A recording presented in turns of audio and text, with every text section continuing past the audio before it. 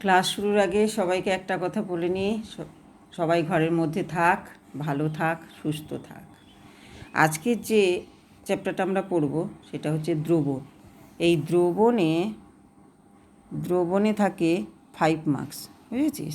এই 5 মার্কসের মধ্যে জেনারেলি 3 মার্কস থাকে অঙ্কে, যেটা রাউলস ল রয়েছে, আর বাকি 2 মার্কস দুটো প্রায় এমসিকিউ আছে।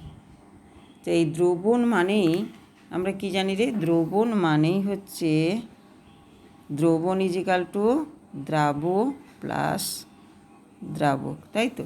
এই দ্রাবক কোনো হার্ড অ্যান্ড ফাস্ট রুল নেই যে কোনটাকে দ্রাব আর কোনটাকে দ্রাবক বলবি, তবে যেটার পরিমাণ বেশি থাকবে সেটাকে আমরা সাধারণত বলি দ্রাবক, আর যেটার পরিমাণ কম থাকে সেটাকে বলি দ্রাবক। এই যে দ্রবণের মধ্যে দ্রবীভূত থাকে, এর একটা গাঢ়ত্ব থাকে। এই গাঢ়ত্ব প্রকাশের কতগুলো পদ্ধতি আছে বা একক আছে, যেগুলো সেই অনুযায়ী আমরা বিভিন্ন দ্রবণকে বিভিন্ন নামে নামাঙ্কিত করি, যেমন নর্মাল দ্রবণ, আর ফর্মাল দ্রবণ, মোলার দ্রবণ, মোলাল দ্রবণ, গ্রামস পার লিটারেও প্রকাশ করি অনেক সময়। তারপরে পিপিএ। আমরা মোটামুটি প্র্যাকটিক্যালি যেটা আমাদের বেশি ব্যবহৃত হয় সেটা একটু আমাদের জানাও দরকার, যেটা হচ্ছে নর্মাল দ্রবণ। নর্মাল দ্রবণটা আমরা কাকে বলছি? নর্মাল দ্রবণ মানে 1000 ml দ্রবণে, এই 1000 ml দ্রবণে কী থাকতে হবে না, 1 তুলাঙ্ক ভার দ্রাব্য পদার্থ দ্রবীভূত থাকতে হবে। 1 তুলাঙ্ক ভার মানে ইটা আমরা কি করে বের করি? এই তুলাঙ্ক ভার কাকে বলছে না, তুলাঙ্ক ভার হচ্ছে তার মলিকুলার ওয়েট ডিভাইডেড বাই, মানে ইজিক্যাল টু এমনিতেই আমরা m/v বলতে পারি, যোজ্যতা। তবে আমরা তো এখানে অ্যাসিড, ক্ষার, লবণ নিয়ে আলোচনা করব। অ্যাসিডের বেলায় আমরা বলতে পারি যে ইজিক্যাল টু, মানে অ্যাসিডের বেলায় তার ক্ষারগ্রাহিতা দিয়ে ভাগ করতে হবে, মলিকুলার ওয়েট ডিভাইডেড বাই, ধর অ্যাসিড যদি হয় তার ক্ষারগ্রাহিতা। যেমন ধর ক্ষারগ্রাহিতা, যেমন তোর H2SO4 যদি নিস, H2SO4 নিলে H2SO4 এর মলিকুলার ওয়েট কত রে? আমরা জানি 98। এটা দ্বিক্ষারিক অ্যাসিড, ক্ষারগ্রাহিতা 2, তাহলে ইকুইভ্যালেন্ট ওয়েট 49। তার মানে 1000 ml যদি 49 গ্রাম H2SO4 দ্রবীভূত থাকে, তবে ওই দ্রবণটা হবে কি দ্রবণ হবে? নর্মাল দ্রবণ। এবং ওর নর্মালিটি কত হবে না? নর্মালিটি হবে 1। বোঝা গেল? 2 তুলাঙ্ক ভার দ্রবীভূত থাকলে তার নর্মালিটি হবে 2। এবার দেখ, যদি মোলার দ্রবণ বলিস, মোলার দ্রবণ কাকে বলছে না, মোলার দ্রবণ মানে 1000 ml দ্রবণে, 1000 এগুলো কিন্তু দ্রবণে, 1000 ml দ্রবণে যদি 1 মোল দ্রবীভূত থাকে তাকে বলা হবে মোলার দ্রবণ। মোল জানিস তো? মোল মানে কি রে? হ্যাঁ, এই মোল মানে আমরা কি জানি? মোল ইজিক্যাল টু W মানে যে পরিমাণটা আছে বাই m, মলিকুলার ওয়েট দিয়ে। এবার 1 মোল থাকলে তার মোলারিটি 1, 2 মোল থাকলে তার মোলারিটি হবে 2। এবার মোলাল দ্রবণটা কিন্তু একটু অন্যরকম, সেটা খেয়াল রাখতে হবে। এই মোলাল দ্রবণটা যেটা বলা হচ্ছে মোলাল দ্রবণ, এখানে কিন্তু 1000 গ্রাম দ্রাবকে যত মোল দ্রবীভূত থাকবে। অনুরূপভাবে একটা ফর্মাল দ্রবণ আছে। ফর্মাল দ্রবণটা কাকে বলছে? কিছু কিছু পদার্থ আছে, দেখ, বিশেষ করে আয়নিক পদার্থগুলো জলীয় দ্রবণে পুরো মাত্রায় আয়নিত হয়ে যায়। সেখানে কিন্তু জলীয় দ্রবণে অ্যাকচুয়ালি ওর কোনো অণুর অস্তিত্ব থাকে না। তাই এই আণবিক ওজন কথাটা মোটামুটি মানে অর্থহীন আর কি। সেই সমস্ত পদার্থের ক্ষেত্রে ফর্মাল দ্রবণ বলতে বলা হয় যে তার যে ফর্মুলা অনুযায়ী আর কি, যে এইসব পদার্থের দ্রবণের মাত্রা প্রকাশ করতে মোটামুটি আমরা ফর্মালিটি এককটা ব্যবহৃত করা হয় আর কি। এক্ষেত্রে গ্রাম সংকেত ওজনটাকে আমরা ধরি, গ্রাম সংকেত ওজন। এগুলো যেমন NaCl, sodium carbonate, calcium chloride, এদের ক্ষেত্রে আমরা ফর্মাল ওজন কথাটা ব্যবহার করি। আর ফর্মালিটি, নর্মালিটি যেমন প্রকাশ করি তেমনি আমরা ফর্মালিটি, মানে যদি 1 গ্রাম সংকেত ওজন দ্রবীভূত থাকে তার মাত্রাকে আমরা বলি ফর্মালিটি, মানে 1 ফর্মাল, 2 থাকলে 2 ফর্মাল ইত্যাদি। তারপরে রয়েছে গ্রামস পার লিটার, শতকরা মাত্রা, এটা তোরা টেনে একটুখানি পড়েছি। আর একটা যেটা আমরা পড়িনি, সেটা ভালো করে পড়তে হবে, মোল ভগ্নাংশ। মোল ভগ্নাংশ কাকে কি বলছে রে? মানে ভগ্নাংশ, মানে যার মোল ভগ্নাংশ বের করতে হবে সে তারই মোল সংখ্যাটা টোটাল মোলের তুলনায় কত অংশ, সেটাই তো ভগ্নাংশ, টোটালের তুলনায় কত অংশ। তা এখানে তো দ্রবণ মানে আমাদের দুটো জিনিস আছে, তাই তো, দ্রাব আর দ্রাবক। যদি দ্রাবের N2 মোল দ্রবীভূত থাকে, দ্রাবকের N1 মোল দ্রাবক থাকে, সেক্ষেত্রে দ্রাবের মোল ভগ্নাংশকে যদি x2 ধরি আমরা, N2 প্লাস N1 হবে এই দ্রাবের মোল ভগ্নাংশ, যেটাকে x2। অনুরূপভাবে x1 ইজিক্যাল টু কত হবে? N1/N2 plus N1। এবার এই তাহলে x2 যদি এটাও ভগ্নাংশ এটাও ভগ্নাংশ, দুটোর যোগফল কত হবে? x2 plus x1 is equal two 1। এটাকে আমরা বলছি মূল ভগ্নাংশ।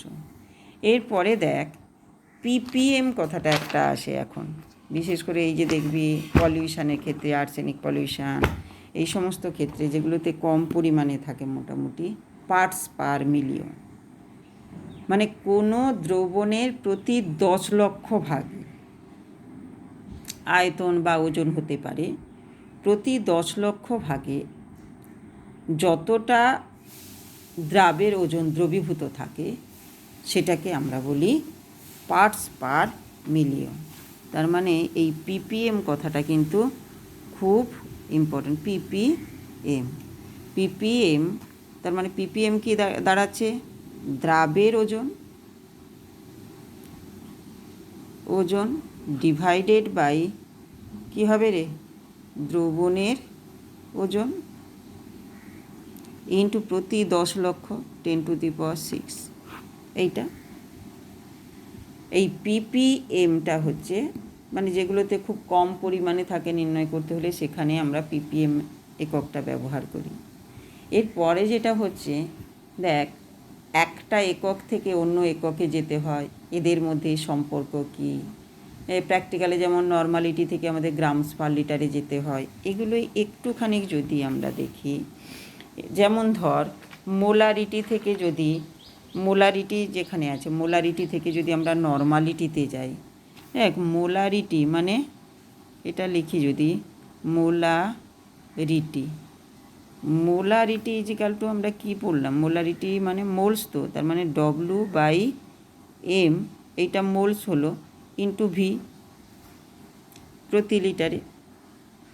এবার মানে এটা যদি V লিটার দ্রবণে W গ্রাম দ্রাব যদি দ্রবীভূত থাকে সেক্ষেত্রে, এবং উক্ত দ্রাবের আণবিক ভর, তার মানে এটা আমরা কি বলছি? W গ্রাম দ্রাব দ্রবীভূত আছে। আর এই এমটা কি না, এম হচ্ছে কি রে? দ্রাবের আণবিক ভর। আর ভি সমান, ভিটা হচ্ছে V লিটার দ্রবণ। আর ই যদি ধরি, ই হচ্ছে ইকুইভ্যালেন্ট ওয়েট, তুল্যাঙ্ক ভার। কার? তুল্যাঙ্ক ভার দ্রাবের। যদি হয় মোলারিটি ইজিক্যাল টু কী হবে রে? মোলারিটি ইজিক্যাল টু মানে W/M, কত মোলস আছে পার লিটার, মানে বাই V। এবার নর্মালিটি কী হবে?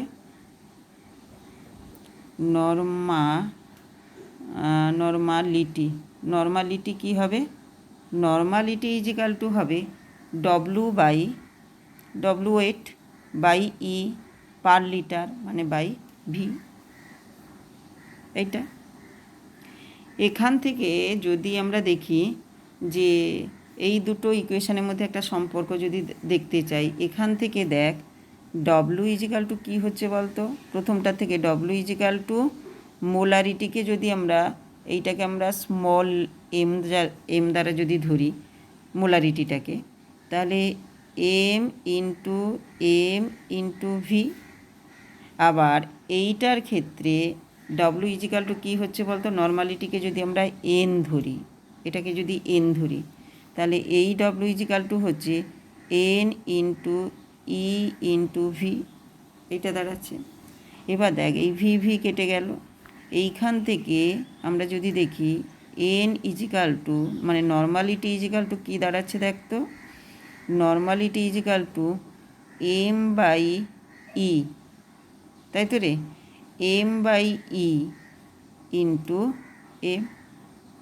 এইটা এই এম বাই ই মানে মলিকুলার ওয়েট বাই তুল্যাঙ্ক ভার ইজিক্যাল টু কী হচ্ছে রে না যোজ্যতা, বা অ্যাসিডের ক্ষেত্রে যেমন আমরা এটাকে বলি ক্ষারগ্রাহিতা, বা ক্ষারের বেলায় বলি অম্লগ্রাহিতা, বা লবণের ক্ষেত্রে এটা কি হবে, এইটাকে যদি একটা টার্মে করি is equal to x into M. এই জায়গাটা ভালো করে দেখ, এটার থেকে কিন্তু অঙ্ক আসে। এই এক্সটা কি, এক্সটা অ্যাসিডের ক্ষেত্রে এটা ক্ষারগ্রাহিতা, ক্ষারের ক্ষেত্রে এটা কী হবে, ক্ষারের ক্ষেত্রে আমরা বলি অম্লগ্রাহিতা। আর লবণের ক্ষেত্রে কি হবে না, লবণের ক্ষেত্রে সেই যোজ্যতাটাকে আমরা কিভাবে করি না, প্রতি অণুতে ক্যাটায়ন বা অ্যানায়নের মোট যোজ্যতা আমরা লিখি, মানে এই এক্সটা কী করে বের করি না, এম বাই প্রতি অণুতে ক্যাটায়ন বা অ্যানায়নের মোট যোজ্যতা দিয়ে ভাগ করি। তাহলে এই নর্মালটি যেমন তোকে বলল যে যদি 0.5 মোলার H2SO4 দ্রবণ আছে, এর নর্মালিটি কত হবে, মানে নর্মালিটি যেহেতু H2SO4 এর ক্ষারগ্রাহিতা কত রে 2, মানে এই দ্রবণটার নর্মালিটি কত হবে না 0.5 ইন্টু এর ক্ষারগ্রাহিতা 2 নর্মাল, তার মানে এটা 1 নর্মাল, 1.0 মানে এত নর্মাল হয়ে গেল।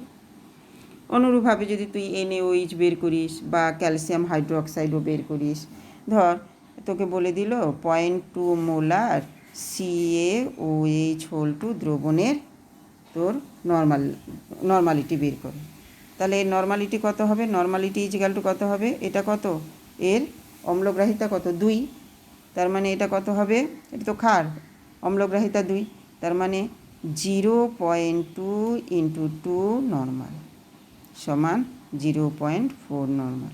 তাহলে আমরা দেখতে পাচ্ছি একটা একক থেকে অন্য এককে যেতে পারি। ও আবার প্র্যাকটিক্যালে যেটা লাগে একটুখানি জেনে রাখ, কারণ আমরা যে কবে আবার প্র্যাকটিক্যাল ল্যাবে মিট করব কে জানে, তাই তো। তা নর্মাল দ্রবণ থেকে আমাদের গ্রামস পার লিটারে যেতে হয়। যে নর্মাল দ্রবণ মানেই তো আমরা দেখেছিলাম যে তুল্যাঙ্ক ভার দ্রবীভূত থাকবে, তাই না, তুল্যাঙ্ক ভার দ্রবীভূত থাকবে। এবার ধর তোর আমাদের জেনারেলি NaOH থাকে, NaOH দ্রবণে যে মাত্রাটা তোরা V1S1 ইজিক্যাল টু V2S2 করে মোটামুটি বের করলি যে 0.12 নর্মাল এরকম বেরোবে। এবার এর গ্রামস পার লিটারটা আমরা কী করে বের করব না, এই যে নর্মালিটি 0.12 ইন্টু এটা NaOH দ্রবণ, তার মানে এর তুল্যাঙ্ক ভার কত রে, NaOH এর তুল্যাঙ্ক ভার কত বেরোবে 40/1, তাহলে এই 0.12 ইন্টু এর তুল্যাঙ্ক ভার 40, এটাই হলো এর গ্রামস পার লিটারে, এটা আমাদের বের করতে হয়। তাহলে আমরা মোটামুটি এই যে বিভিন্ন দ্রবণে গাঢ়ত্ব প্রকাশের যে এককগুলো দেখলাম, তার মধ্যে কিছুটা আমরা একটা থেকে অন্যটায় বের করতে পারলাম। এরপরে আমরা যেটা পড়ব সেটা হচ্ছে দ্রাব্যতা আমরা মোটামুটি একটুখানি জানি। দ্রাব্যতার সংজ্ঞায় সবসময় দেখবি উষ্ণতা এবং দ্রাবকের পরিমাণ উল্লেখ থাকে। কারণ হচ্ছে কি, দ্রাব্যতা, উষ্ণতা এবং দ্রাবকের পরিমাণের ওপর কিন্তু নির্ভর করে। আর দ্রাব্যতা মানেই হচ্ছে কার দ্রাব্যতা, না দ্রাবের দ্রবীভূত হওয়ার ক্ষমতা, তাই তো। এই দ্রাবের দ্রবীভূত হওয়ার ক্ষমতা চাপের ওপর অনেকটা নির্ভর করে, মানে গ্যাসের ক্ষেত্রে বিশেষ করে। এই তরলে গ্যাসের দ্রাব্যতা নিয়ে হেনরির একটা সূত্র আছে। এই সূত্রটা কিন্তু এখন আসে, ভালো করে পড়তে হবে আমাদের। এই হেনরির সূত্র বলছে, স্থির উষ্ণতায় কোনো তরল দ্রাবক যদি নিস, তাতে দ্রবীভূত হলে, দ্রাব মানে এখানে কিন্তু গ্যাস, কোনো গ্যাস দ্রবীভূত হলে সেই গ্যাসের দ্রাব্যতা দ্রবীভূত যে গ্যাসটা আছে তার চাপের সঙ্গে সমানুপাতিক। কি বললাম, নির্দিষ্ট উষ্ণতায় কোনো তরল দ্রাবকে কোনো গ্যাস যদি দ্রবীভূত হয়, ওই গ্যাসের দ্রাব্যতা কিন্তু গ্যাসের চাপের সঙ্গে, দ্রবীভূত যে গ্যাস চাপের সঙ্গে সমানুপাতিক। যদি আমরা এর গাণিতিক ফর্মুলাটা লিখি, এক্স প্রপোর্শনাল টু পি।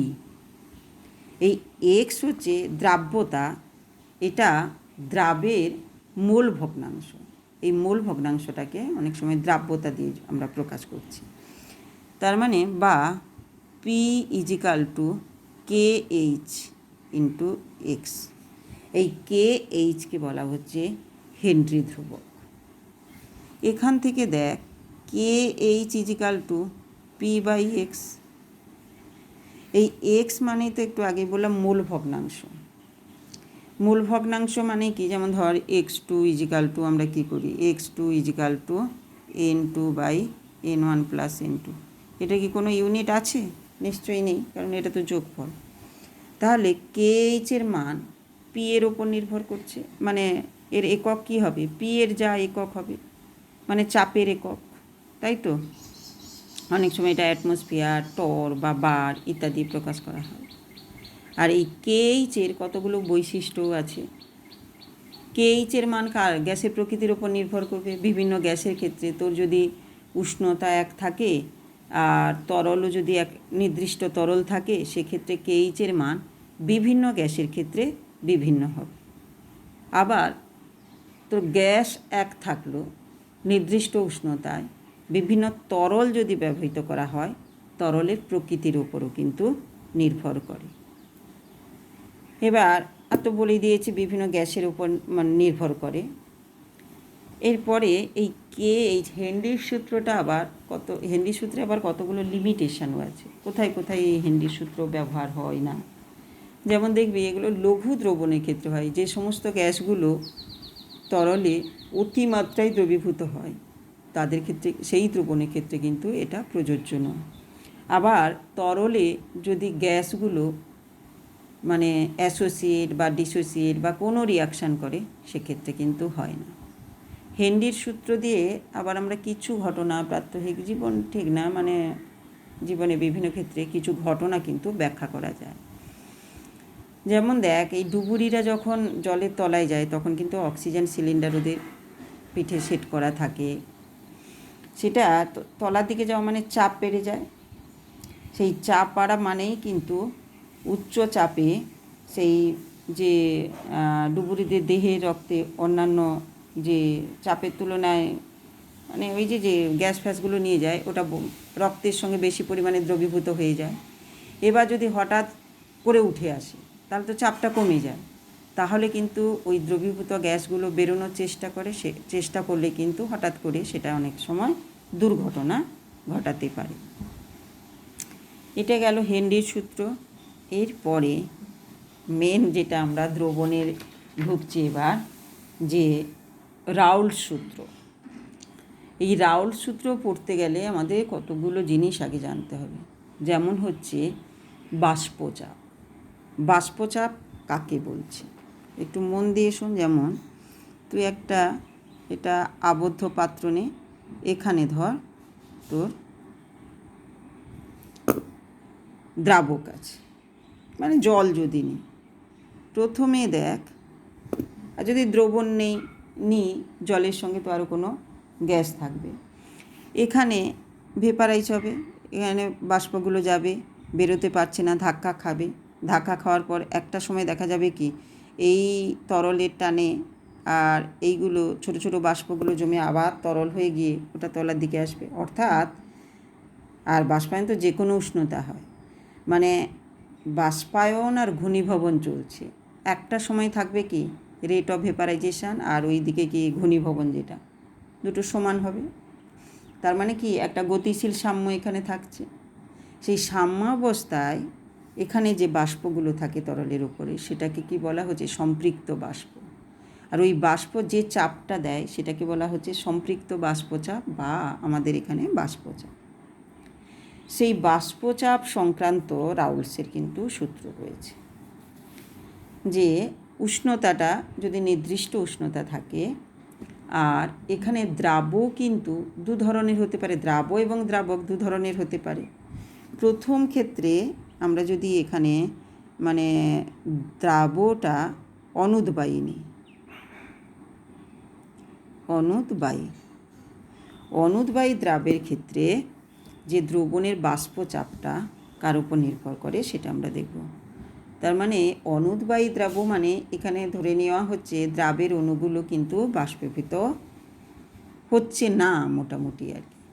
সেক্ষেত্রে দ্রবণের যে বাষ্পচাপটা সেটা দ্রাবকের, শুধুমাত্র দ্রাবকের উপর নির্ভর করছে।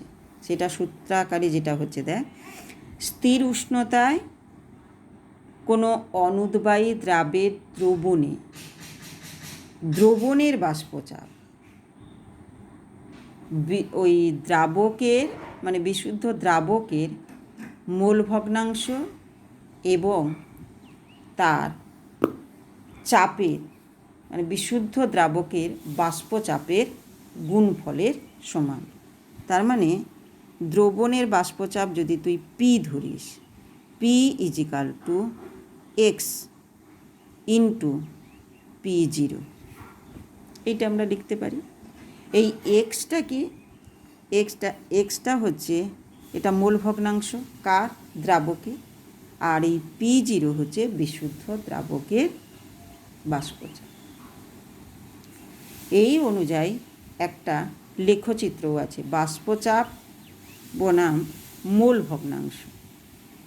যদি এরকম একটা দেখি আমরা, এইটাকে যদি ভেপার প্রেশার ধরি, এদিকে যদি মোল ফ্র্যাকশান ধরি, মোল ফ্র্যাকশান মানে অবভিয়াসলি এখানে তো আমরা এই এতে দ্রাবকের নিচ্ছি, ধর এর এক্স ইজিক্যাল টু জিরো, এই মোল ভগ্নাংশ বাড়তে বাড়তে 1 হয়। এইবার এই বাষ্পচাপও বাড়তে বাড়তে দেখা গেল এই জায়গায়। তার মানে এইটাকে আমরা কি বলছি বলতো, পি জিরো, বিশুদ্ধ দ্রাবকের বাষ্পচাপ। তার মানে ভেপার প্রেশার আর মোল ফ্র্যাকশানের যে লেখচিত্রটা আমরা এভাবেই দেখতে পেলাম। এটা তো গেল যে যেহেতু দ্রাবটা অনুদ্বায়ী, শুধু দ্রাবকের মলিকুলসগুলো বাষ্পচাপে অংশগ্রহণ করছে। যদি এবার দুটো উদ্বায়ী হয়, মানে দ্রাব ও দ্রাবক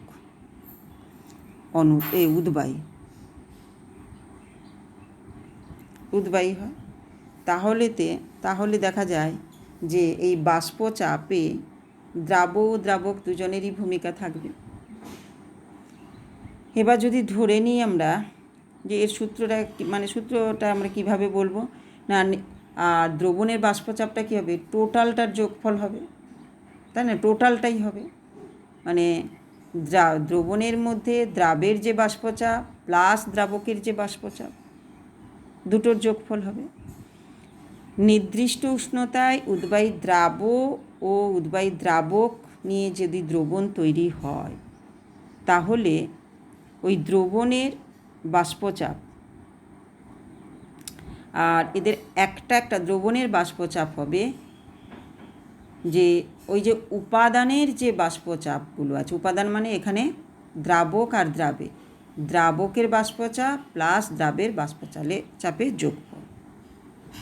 আর এখানে দ্রাবের বাষ্পচাপ তাহলে এই দ্রবণের মধ্যে দ্রাবের বাষ্প চাপ বের করতে হবে। এইটা ইজিক্যাল টু কী হবে না, দেখ এটাকে যদি আমরা, এটা কি দ্রাবের লিখেছি P2 দিই, এটা P2 যদি দিই, P2 ইজিক্যাল টু কী হবে না, P2 equal two x2 into P20, তাই হবে তো। x2 মানে কি দ্রাবের মোল ভগ্নাংশ, আর P20 মানে বিশুদ্ধ দ্রাবের বাষ্পচাপ। আর P1, ওয়ানটা আমরা কার ক্ষেত্রে বলি, দ্রাবকের ক্ষেত্রে, x1 ইন্টু P10। তাহলে এই যে টোটাল বাষ্পচাপ P equal to P1 plus P2 equal to x1 আর P10 প্লাস x2 P20, এটা হলো তো। এবার দেখ এই দুটো থেকে আবার আমরা জানি কি x1 plus x2 is equal to কী হয় রে, 1, এটা আছে তো, x1 plus x2 is equal two 1। এবার যদি এখানে দেখ x1 ইজিক্যাল টু যদি 1 হয়, ইফ x1 ইজিক্যাল টু 1, তাহলে p ইজিক্যাল টু তখন কী হবে, x2 ইজিক্যাল টু 0, তাহলে p ইজিক্যাল টু P10 হচ্ছে না। এবার আবার যদি x2 ইজিক্যাল টু, আবার দেখ যদি x2 ইজিক্যাল টু 0 হয়, আগে কি দেখলাম x2 ইজিক্যাল টু 0 না x2 ইজিক্যাল টু 1 যদি হয়, এক্ষেত্রে x2 ইজিক্যাল টু যদি 1 হয়, তাহলে কি হবে x2 ইজিক্যাল টু 1, তার মানে x1 ইজিক্যাল টু 0। সেক্ষেত্রে পিটা আমাদের কি হবে, p ইজিক্যাল টু আমাদের হবে x1 পোর্শনটা তো 0 হয়ে গেল, তার মানে P20। এইটা নিয়েও আমরা একটা লেখচিত্র কি একদিকে এদিকে কি দেব, ভেপার প্রেশার বাষ্পচাপ, আর এদিকে মূল ভগ্নাংশ। এখানে কিন্তু মূল ভগ্নাংশ মানে দ্রাব আর দ্রাবক দুজনে আছে, তাই না। তাই এই বাষ্পচাপে তো দ্রাব আর দ্রাবকের দুটোর ব্যাপার আছে, মানে এখানে এই জন্য এটাকে বলবো দ্রবণের বাষ্পচাপ বনাম মূল ভগ্নাংশের লেখচিত্র, মোল ফ্র্যাকশন। এবার দেখ এইখানে যদি আমরা ধরি, এবার x1 যদি এখানে 0 ধরি, এটা বাড়তে ধর x1 ইজিক্যাল টু এখানে 1, x1 এখানে 1 মানে x2 ইজিক্যাল টু 0, আর এখানে x1 ইজিক্যাল টু 0 মানে এখানে x2 ইজিক্যাল টু 1। এইবার বাড়তে এর যে ভেপার প্রেশারটা, তার মানে এইটা, এখানে এইটা মানেই দেখ এটা P10, কারণ এখানে x2 ইজিক্যাল টু 0, তার মানে এটা বিশুদ্ধ দ্রাবকের বাষ্পচাপ।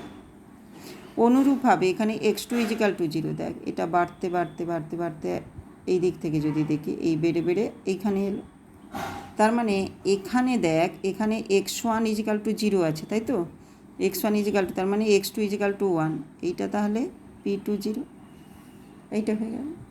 এবার এই যে জিনিসটা, এইটা কার লেখচিত্র, এইটা দেখ p ইজিক্যাল টু, এটা হচ্ছে x1 P10 plus x2 P20, আর এইটা কি দাঁড়াচ্ছে, এই যে এই লেখচিত্রটা,